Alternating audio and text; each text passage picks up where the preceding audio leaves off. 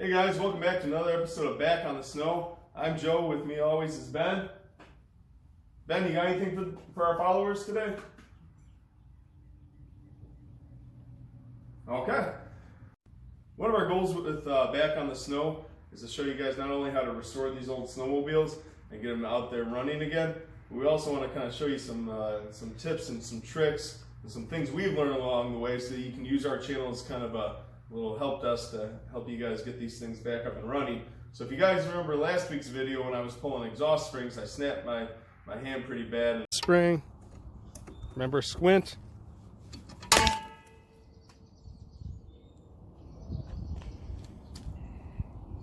So one of my buddies saw my video last week, and after he saw me smash my knuckles pretty good, he went ahead and he made a tool for me to pull the springs. Now the tool is only $30. I was just being cheap and using an old needle nose.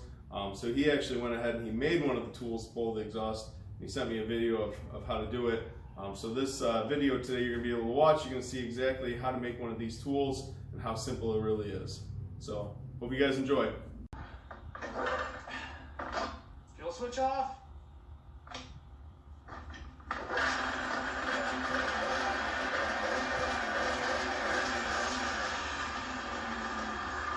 You might have saw one of my buddies taking off the springs on one of his project snowmobiles the other day, and he was using, I think he was just needling those pliers and trying to pull, and it really is hard.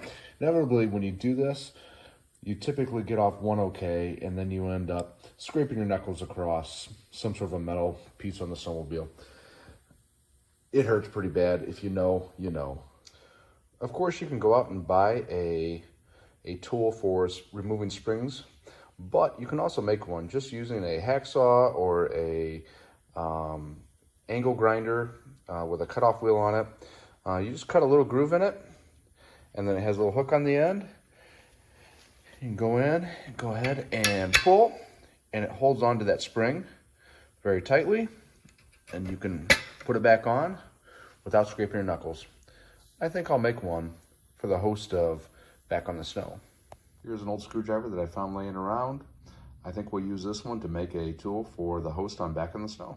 After some quick grinding, probably 15 seconds, we have a new spring tool. New spring tool, let's see if it works. Hooks in, boom, got it, captured. Works every time. Now you don't have to squint anymore. Hey everybody, we've been grinding away here at Back in the Snow, and it's all thanks to you. Remember to hit the like button like you do the throttle. Subscribe if you're not already. Drop your 2 cents down in the comments. We love hearing from you. Stay tuned because we've got more snowmobile restoration coming your way in the upcoming weeks. So we'll see you all back on the snow.